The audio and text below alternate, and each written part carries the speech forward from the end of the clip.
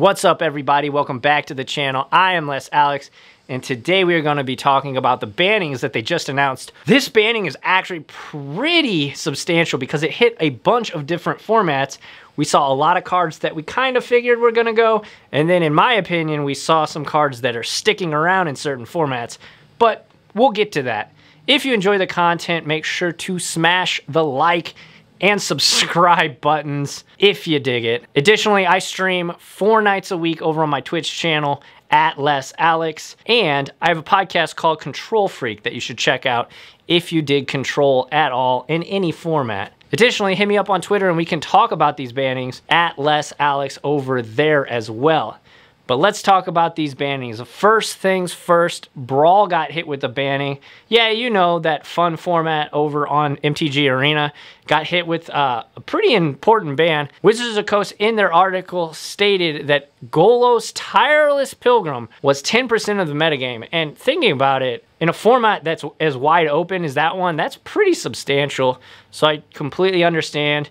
This is the first banning in that format since Brawl got banned some time ago. But moving on to the next format is Historic. And Historic is another MTG Arena only format, and they hit quite a few cards that were on suspension. When a card is suspended, it means that Wizards wants to see how the format reacted to the cards no longer being in the format. So the cards going from suspension to being banned means that Oko, Thief of Crowns, Once Upon a Time, and Veil of Summer are permanently banned. But along with that, Field of the Dead was taken off the suspension table and put back into the Historic pool. So that'll be pretty interesting to see what brews. I know that card has seen a lot of play. Of course, in Standard, it was banned there. But also in Modern, of course, it is seeing a lot of play in Modern with all the Primeval Titan Amulet decks over there. And we'll get to what was banned in Modern in a little bit.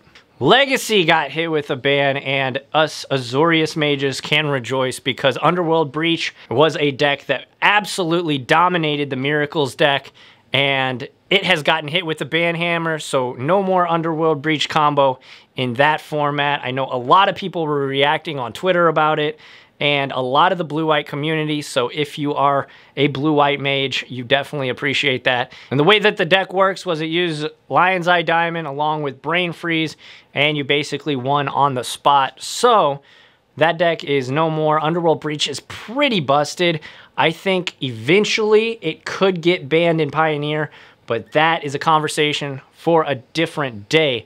Moving on to Modern, Once Upon a Time has finally gotten the axe. There was a lot of speculation of what would be banned from the best deck in the format, and it ended up being Once Upon a Time. In the article that they released, they stated the fact that it was just too good with future creatures and future lands. So, I mean, yeah, obviously, you put 4 of them in and it ups your chances of drawing another creature or another land exponentially. I think that's a pretty good move. I would have still liked to have seen Veil of Summer hit a ban. I mean, I play blue-white control, but with the Bant control deck floating around utilizing Euro and Ice Fang Quaddle, I think blue-white X is probably the best bet if you're trying to play blue-white in Modern. As for Pioneer, this is the one that a lot of people were very upset with Wizards on Twitter, and holy smokes, they didn't ban anything. Spoiler alert. I mean, that's it. That's the whole thing. They did not ban a single card. A lot of people were speculating the Inverter of Truths combo deck, and nothing got hit. A lot of people were saying that it would be Dig Through Time, and of course, if Dig Through Time goes, a lot of people suspected that Treasure Cruise would get banned as well. But no, neither of them. And actually, on the Control Freak, I actually, along with the guest that was on this week, thought that it might be Inverter of Truth itself.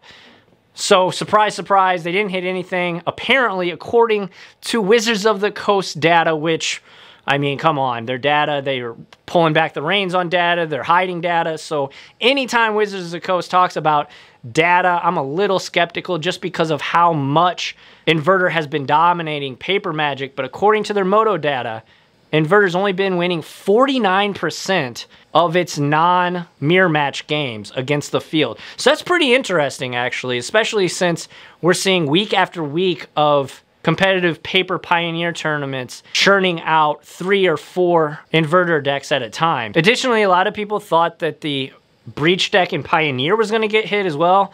I didn't think it was, just because of the way that deck plays out, but a lot of people thought that Breach would get hit. It didn't, and in the article they cited the fact that Damping Sphere is a card and can be played in any deck as it is a colorless artifact. So I definitely agree with the fact that they didn't hit anything from that deck. Just the way that deck plays out though, a lot of people generally won't play it.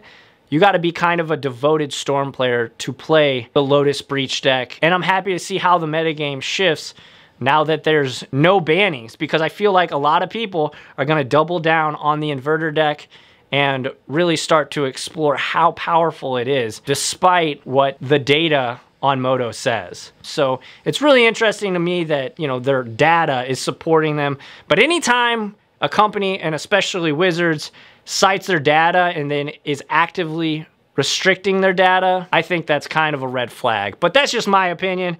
Let me know what you think. Are these bans warranted? Are they what you expected? Personally, I really think that they should have just, you know, chopped the head off of the dragon and went for Inverter of Truths.